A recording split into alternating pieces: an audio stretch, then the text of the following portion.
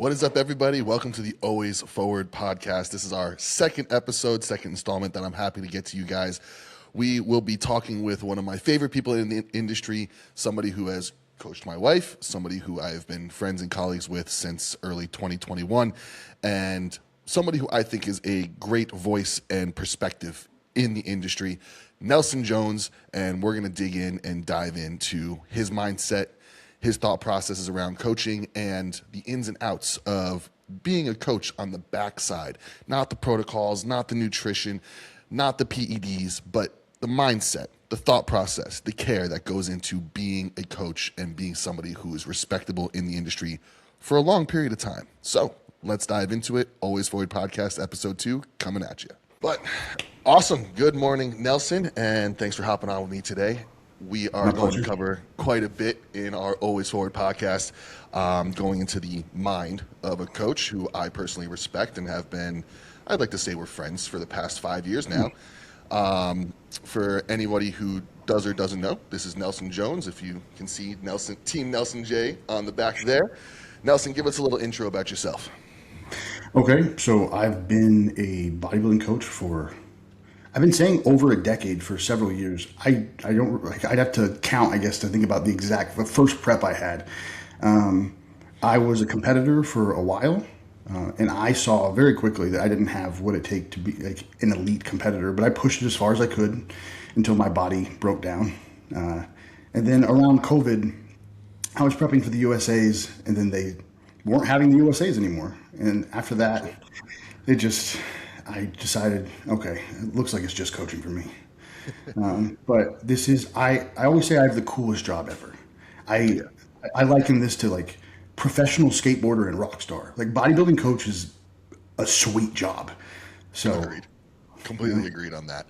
Not anything in the world like it, honestly, especially when it comes from the direction as well, where you're helping competitive athletes and looking to win. Like that's part of the structure of coaching. That's part of the structure of any sport. Like you're here to fucking be competitive and win, but the satisfaction that also comes with coaching, where there's a lot of other wins that happen that aren't on the stage. But no, I want to go back to a comment you just made. Actually, you said you found really quickly that you weren't cut out to do it at a high level.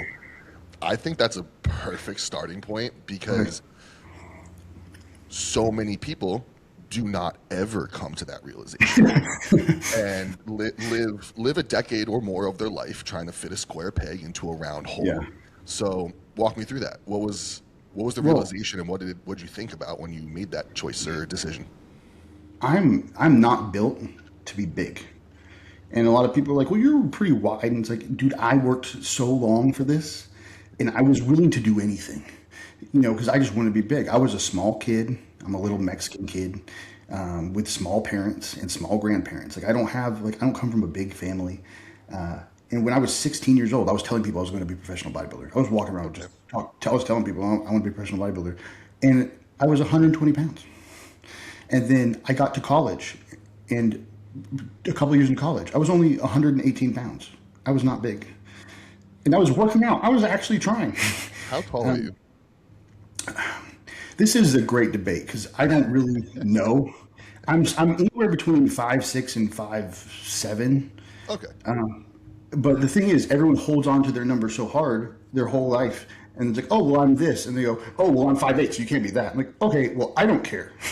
So whatever you are, I'm less or more. Good. Yeah. So it's funny when people ask. I just always say, I don't know. Tall enough. Or 6 feet. Sometimes I just go with I'm 6 feet tall. Clearly not. And then I think the biggest I ever got, I saw 256 on the scale with abs at one point. But even then, it didn't look the same. Yeah. Because I remember when I was in the 250s, I was coaching Martin Fitzwater, and he was in the 250s. Those look different. Very, very, very different 250s. And I was dieting down at the same time he was, and it was just not the same. Some people are meant for bodybuilding, and bodybuilding, the most important thing is genetics. I think that a lot of times people hear that and they go, oh, so I shouldn't do it? No, absolutely do it and push your hardest. You can always go farther than you think you can. but you have to have some sort of soberness in assessing your physique, and this is why we have coaches, because they can be honest with you and tell you, okay, you can go far, or you can't. Anyone can push themselves to be big enough to crush a local show, but when you're thinking, it seems like everyone thinks, oh, well, I'm going to be pro. For some reason, this is the sport where everyone can be pro.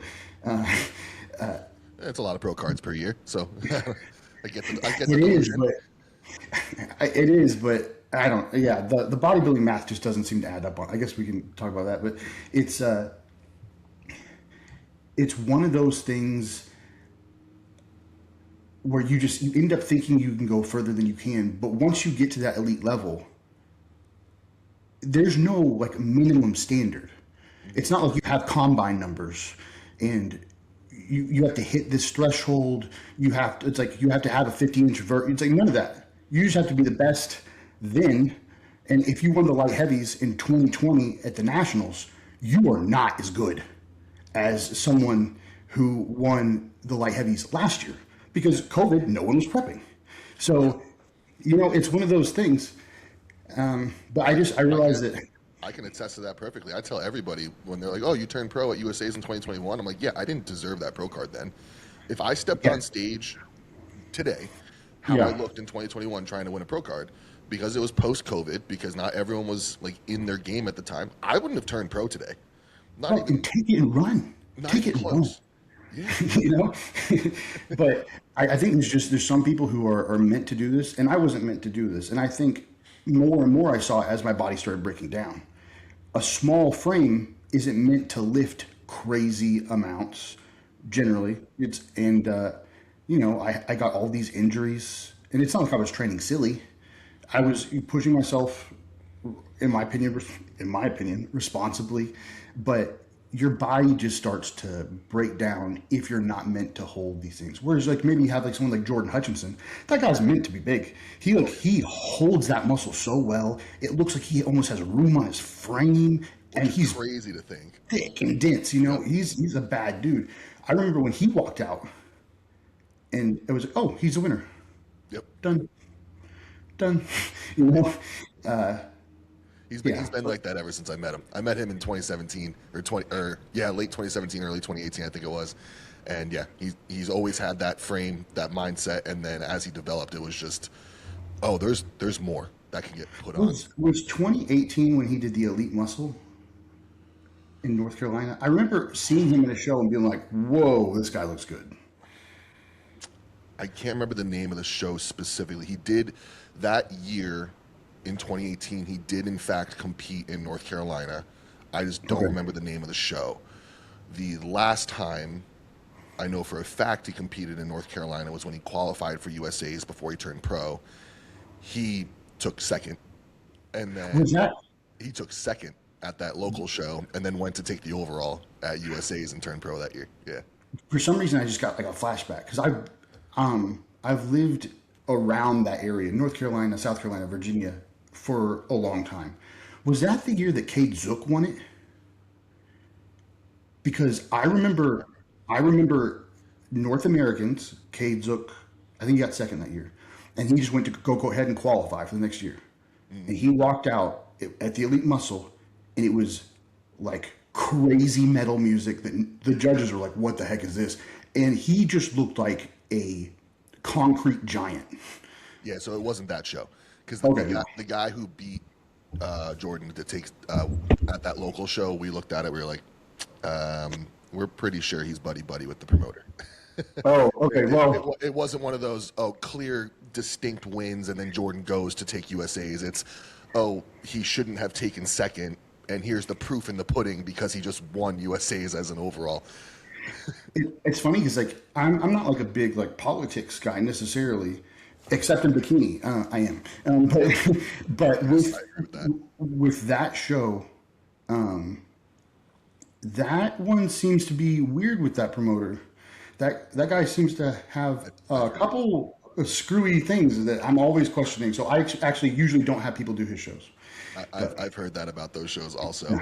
But look, let's get back to your point here about genetics being the a big dividing factor. And now you've worked with a lot of awesome athletes over the years. Martin Fitzwater being one of them, somebody we both personally know.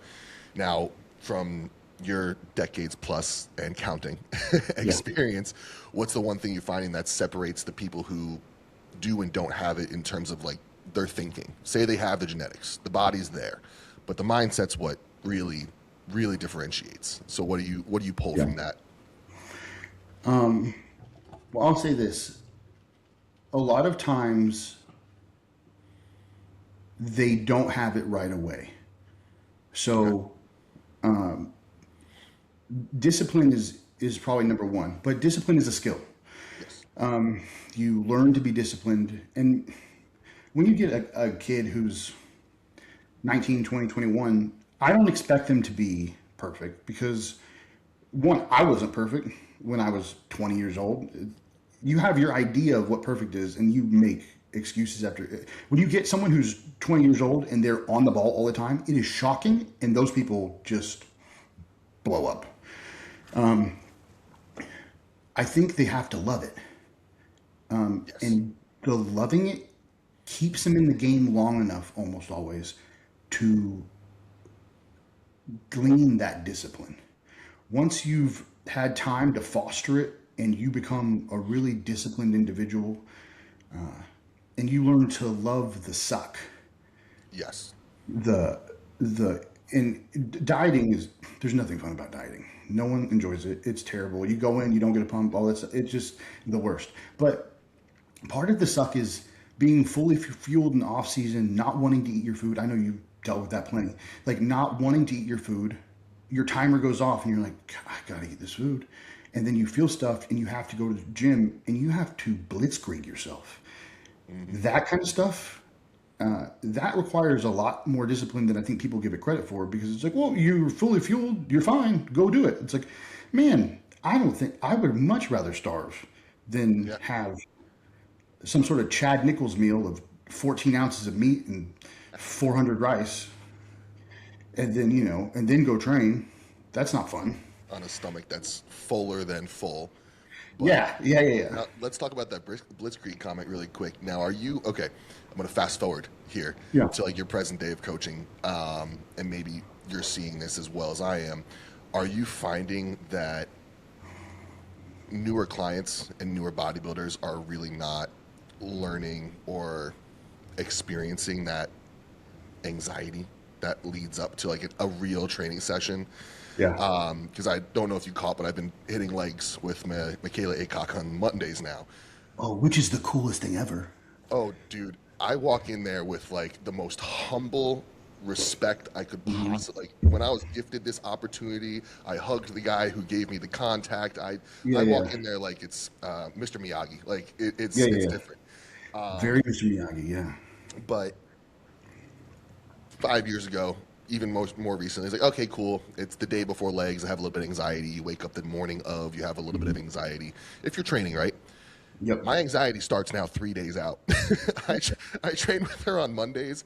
It's Yeah. Friday night where I start thinking in the back of my head, like, Yeah. oh, what's this little feeling I got right here? And then it flutters in my heart the next morning, and then it sits Yeah, all yeah, weekend yeah. until I'm there on Monday. Yeah.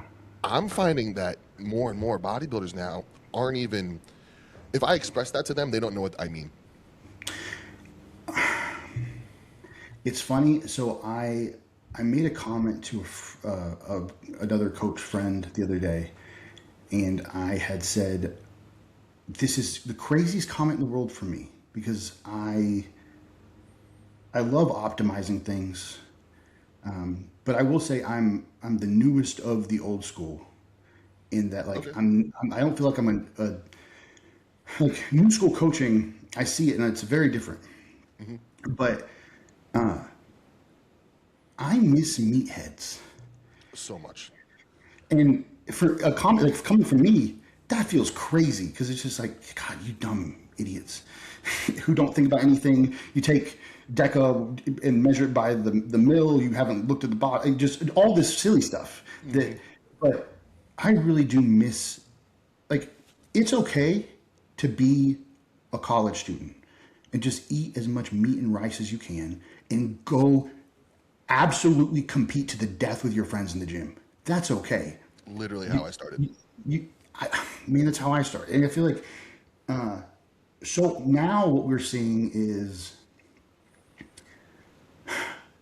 I'm getting in the side delt machine and I'm holding a handle and I have a seatbelt on and and all, I get it. Like I get wanting to optimize like and make it as scientifically, Accurate. yeah, accurate as possible. And I love that people want to do that. But there is something to be said when you're building your base. When you are 140 pounds, to just go in there and send it, get as strong as you can, like build up all these stabilizer muscles and just train hard. Learn what training hard is because you're going to train hard for years. And even then, you're not going to really understand what training hard is until you've experienced it with someone else. And you almost have to experience it over and over and over. The anxiety that you're talking about with Michaela, it gave me a little, like, I got goosebumps when you said it. I respect her immensely. This is an individual who worked her butt off, Oh, who is yes. built tiny and absolutely built a world-class physique. And if I'm being 100% honest, there are several shows that I can think of where I would have placed her higher. It's like, yeah, she's shorter, but that girl was stacked out. Yeah, there wasn't a single gap anywhere. No, like she worked. She is the definition of hard work. You know, it's like so.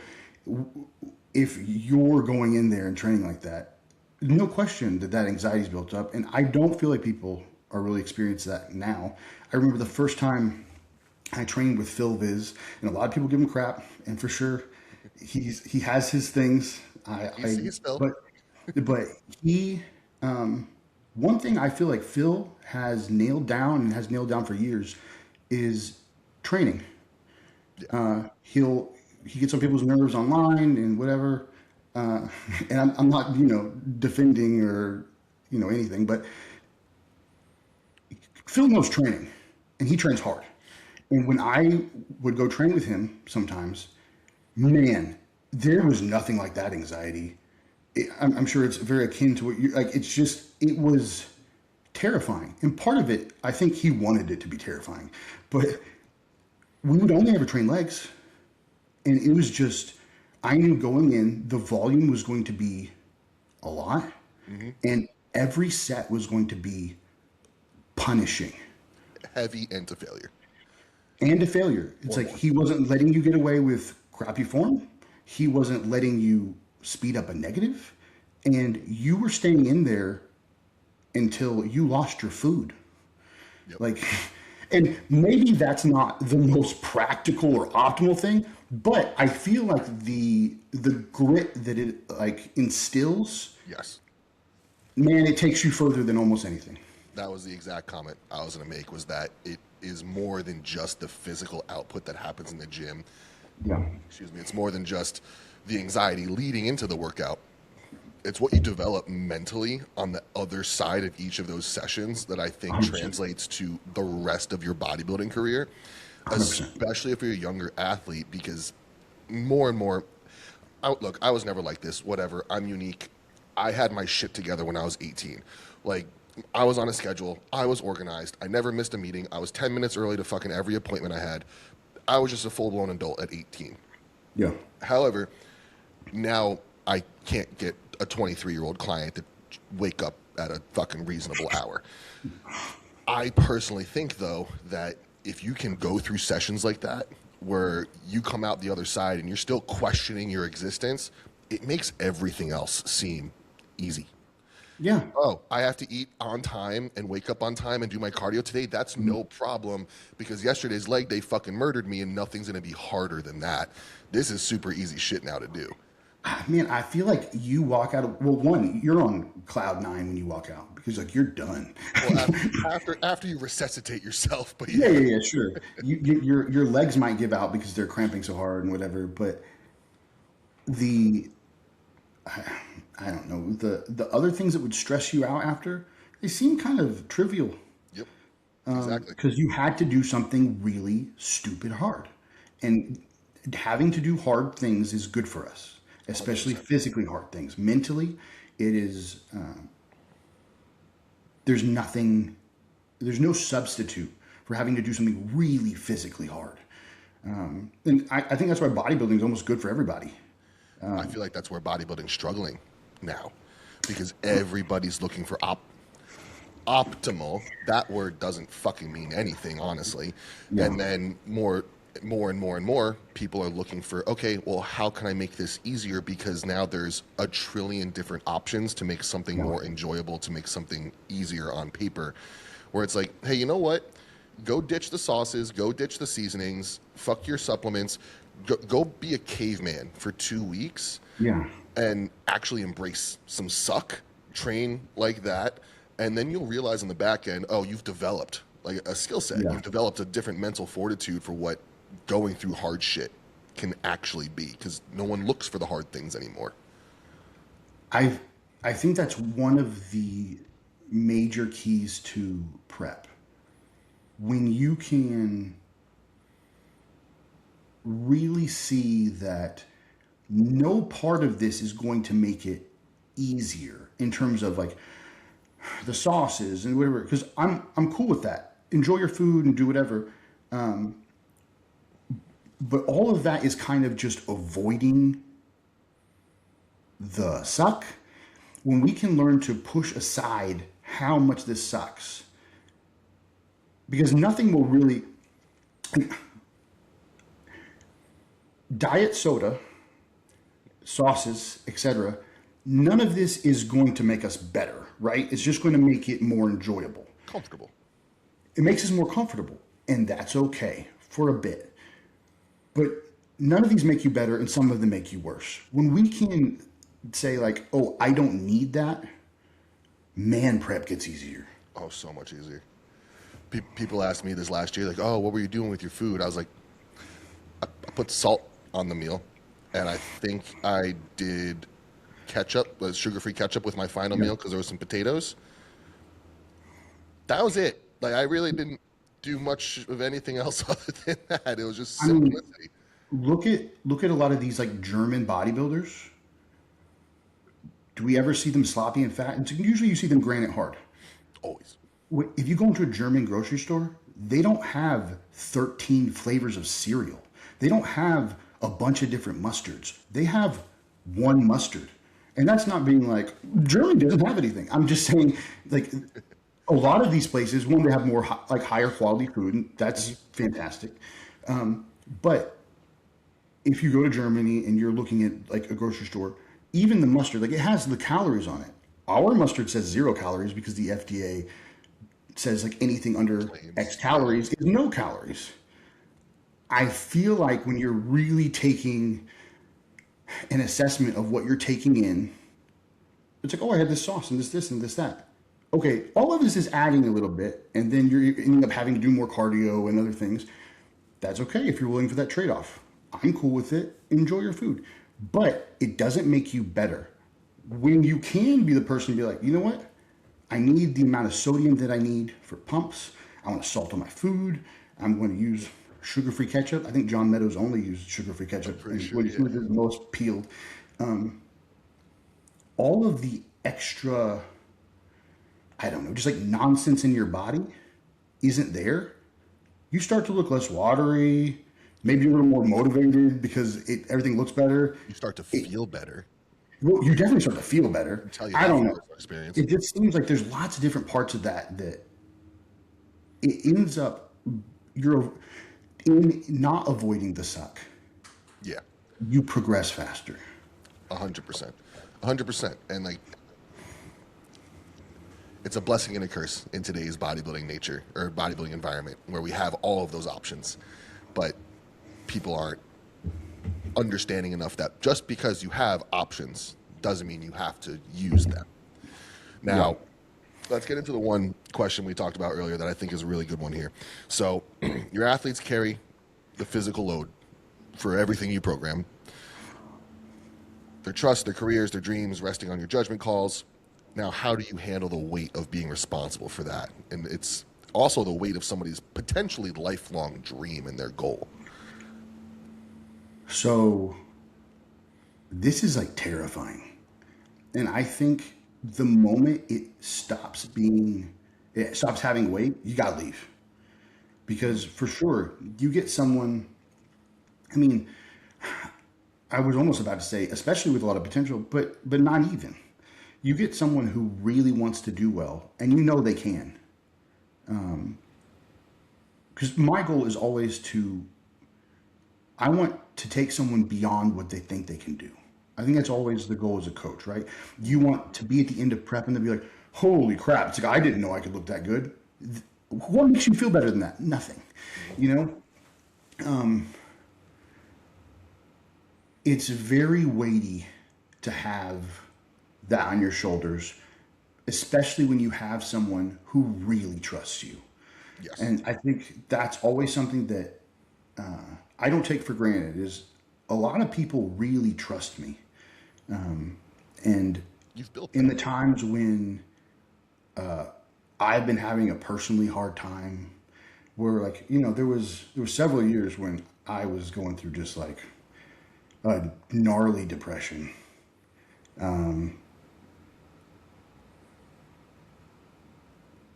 I think that was still something that really hit me.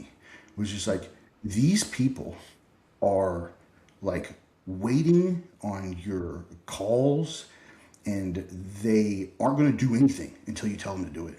And they need to know what to do because not like I'm special, but it's because they trust you so much with their career that they are only listening to you. And I don't know, in terms of like dealing with it, I just think it has to be like a daily thing where you're reminding yourself like how important it is. And it's not like a narcissistic, I'm so important because, there are tons of good coaches.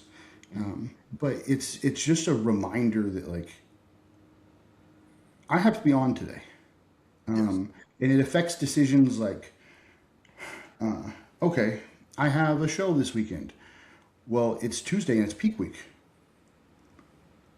I can't go like, play around and like not be focused. I can't eat poorly and then I feel worse and maybe I'm slower. I have to be on. And I find like this is one of the reasons why I try to stay in such good shape because I don't feel good when I'm pushing food. Yeah. If I know I'm cognitively slower, I know I'm less efficient. And also besides the point, no one wants a fat coach. Nobody. It's like, no, just do what I say. And I was like, no one wants that. If you got to practice what you preach, I feel like. I agree. But I agree entirely on that. but I think as a coach, yeah, you have to be doing things that are making you sharper and setting you up to make the best decisions all the time because their careers are important. Agreed. And I've actually feel like as though I've been very blessed to be in a position right now where my roster now demands that of me for Yeah. really for the first time in my career. Where this morning, for example, I woke up groggy, didn't feel my best per se, but 30 minutes later, I was like, all right, I got to fucking fix myself here because I have clients right now who are in prep. I have people who are in checking in today. I have a program I have to write today for a client who's rebound I'm responsible for that starts tomorrow. And Yeah. yeah, the pressure of it feels good. And that also makes complete sense too, where you want to make sure you're your best every day Yeah. to deliver for them. And that's something I even talked about with my own coach, where I'm eating 6,000 calories right now. I've gained 20 pounds in 10 days. And am I starting to feel a little bit slower? Yeah. But that's something I communicated to my coach where I'm like, look, I know where we have to go to make me more competitive, but I'm not willing to give up my mental capacity and my energy That's because important. the clients and coaching is equally as important to me as my own bodybuilding career. So it has to be a balance. And I think that is probably one of the most important things to realize when you are competing because you get to choose. Only one gets to win. Do I want to put more on myself being a competitor or do I want to put more on myself being a coach? I know Ian. I don't know. Remember if his name is Valier or Valeri. It's one I of think those. I think it's Valier. Valier. Sure. I always mess his name up. Ian. It's like when he was competing, he would only take like 6 clients. Yeah. And I'm like, man, good for you because I know you can't put all your effort into people if you are 100%. And it doesn't mean 6, maybe it means 20. Whatever it means, if you are full tilt, I'm going to the Olympia, I am doing this, I'm doing that, there is a level of focus required. And I know it doesn't take that much focus to eat your meals on time and to train hard, but it's just a different athlete mindset. Well, I think You, it's the other stuff aside from that. It's you're getting body work probably twice a week. You're trying to do mobility work on your own time. If you're actually taking this serious as an off-season bodybuilder, you're sure, still getting 10,000 steps a day, maybe doing 20 to 30 minutes of cardio a day to stay somewhat healthy and in shape. yeah. At that level, it gets past the point of, oh, it's just food and training. It's Right. food, training, and then all the other things that by definition make you a professional athlete. If you looked at like Jay Cutler's schedule when he was going for the Olympia, that was it. It was body work, cook my meal fresh, go do cardio, Yep. train, cook my meal fresh, this, cook my meal fresh. It was just constant. He found the way that he could be the best and he just focused on that, on that, on that, on that. And I think when you say it's like, hey, it's like I have to be the best for my clients. So cognitively, I can't push that much. I think it's just very responsible, and it shows that you really care about your clients. Because a lot of people, I mean, I think that's why you see clients like client retention is really poor with a lot of people who are actively competing. Because they don't do that. And so it's like they get in season and you just see people drop off because it's like, oh, like he's not responding. He texts me back, I don't care. Like, things like that. Oh, Well, I haven't seen that, but I'm sure you have. oh, I got horror stories, brother. But I don't know. When you are a coach primarily, and for me, it's like bodybuilding came second because I just knew I'm like I'm not going pro. If I got a pro card, it would be like sucked down as a middleweight, and I know for sure it'd be like a second place pro card, and I was just gonna be like, peace out, thank you, love you, everybody, I'm done. That was it. That's what I wanted. I wanted to just do it and then be gone. But because I knew for sure, it's like I'm a better coach than I am a competitor, and I think it's somewhere along the line, if you can chase both, chase both. I couldn't chase both. You know? Yeah. And I know that at some point in my career, I'm going to have to look at both and say which one is Yeah. worth pursuing at the time. But luckily, I'm in a beautiful spot where I can aggressively pursue both right now. And I'm just going to Yeah. keep fucking pushing on both ends as long as I can. Yeah. But all right, let's get into. I like this one a lot. You spend your life building other people's dreams. What does ambition look like for you? And what's and who coaches you through your own doubts? Like, do you have somebody you turn to in times when you're like, hey, this is my dream, this is my ambition, this is what I'm working towards? And if you get into a rut, do you have your own person? What a great question. So I think ambition has been mainly about being successful with coaching, but that's changed up and down. Where there have been times when, like several years ago, it's like I realized like, oh man, I've sunk so much time into this, and I don't say sunk as in wasted. I've loved coaching the whole time, but it's like I have 2 daughters, and the time with them is so important. And I remember my daughter coming in and being like, I have 4 more baby teeth left. I just lost this one. I'm like, oh my gosh. I have been at shows.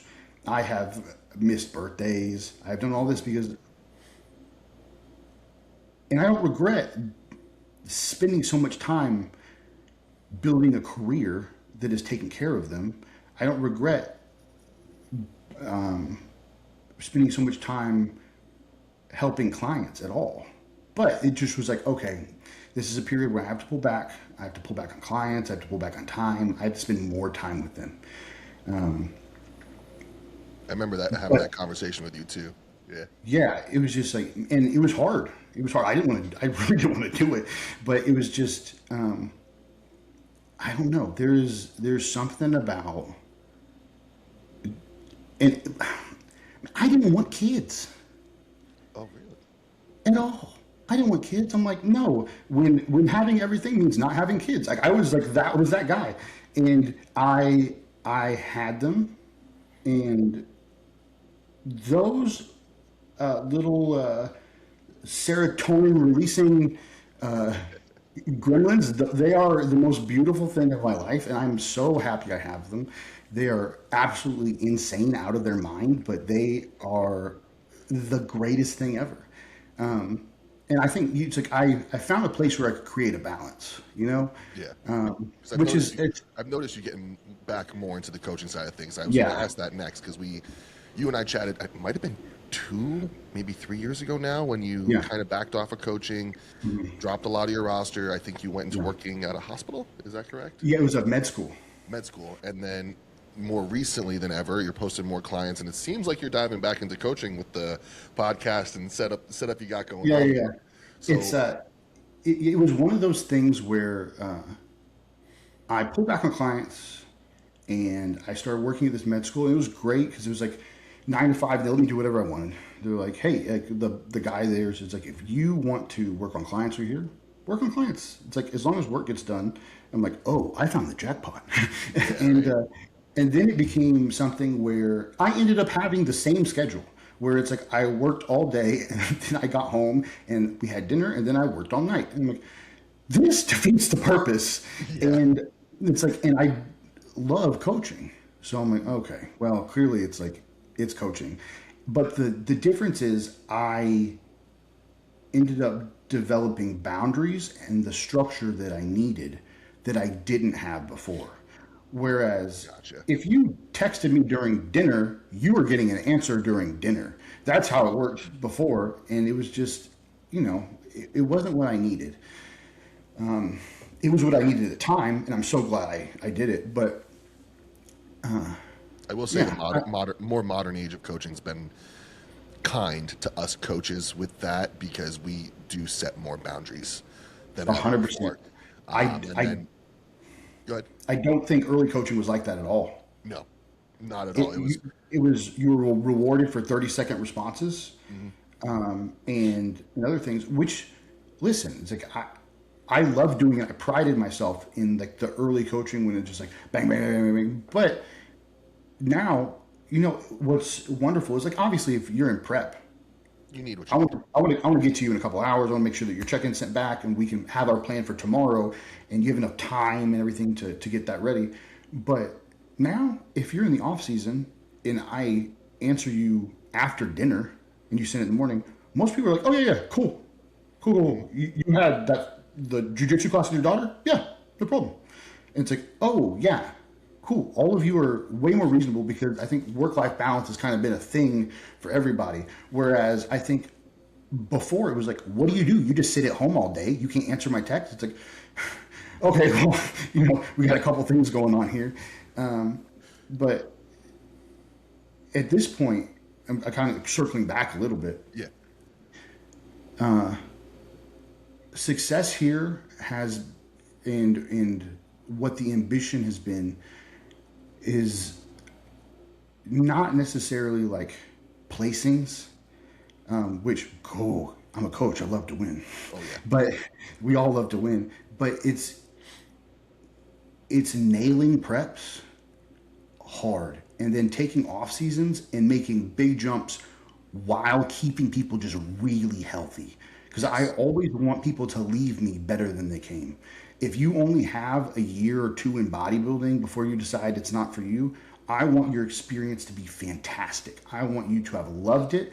I want you to have gotten way better. And I want you to leave without virilization or any issues. I want people to remember this as like, man, this was a time in my life when I just instilled discipline and my business is better because of it and my family life is better because of it and I won these shows and it was so cool. That's what I want. those are the best replies, and I think that actually circles back literally to the very beginning of our conversation here on the podcast when we made that point where we're competitive, we want to win, but some of the most satisfying wins from clients is what happens outside of those wins, 100%. outside of the stage. Now, all right, let's close off with this one because I think this is a beautiful question. If you can go back and put one sentence in the mind of the version of you who was just starting out, one thing that would keep you moving forward no matter what would it be?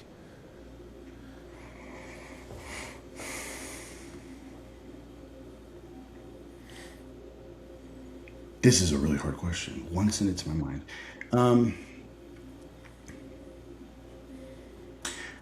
I would probably say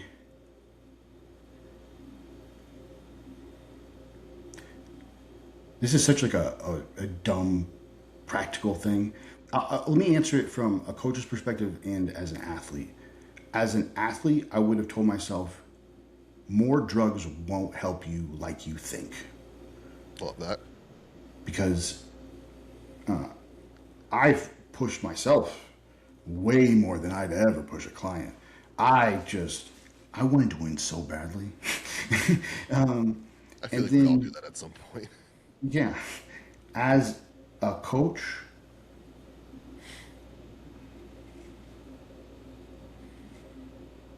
I would say sometimes the simple things are the most important. Are they sleeping? Are they, drinking real water all day? It's like, is this person stressed out because they're getting a divorce or they're changing jobs or whatever? Sometimes a couple days off is so much more effective than be like, okay, well, we need methylene blue, and then we're going to do this, and we're going to have this special refeed, and then we're going to do the structured deload. Maybe they just need to stay out of the gym for a couple days and take a freaking nap. Yeah. Your body works pretty well when you just rest and you let it recover from all the punishment you're putting it through. 100%. I couldn't agree more on both of those. I talk about both of those pieces so much, and very literally just myself did that exact piece of, hey, just take 3 days off. Doesn't have to be anything magic. Go take a break. Your body will love you for it. Sometimes it works like magic, which is crazy. It's the simple shit, man. Keep it simple, stupid. It's funny. I have a client who, one of the hardest workers I've ever worked with. And one of the things I had said to her was like, sometimes doing everything you can means doing a little less. Oh, I love that. Yeah. I love that. And I think that's a perfect note to close out on because people need to hear that and absorb it because that's really where bodybuilding is its most difficult is when the answer you're looking for isn't running head first through that wall. It's actually taking a seat and taking some time.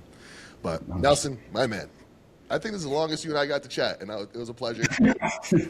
And I hope we get to do this again down the road. You had a lot of great insight, and then maybe we'll give the viewers something that they want in terms of 14 ounces of chicken and 2,000 milligrams of Tren, and we can talk about that next time. Oh, that sounds like a solid plan.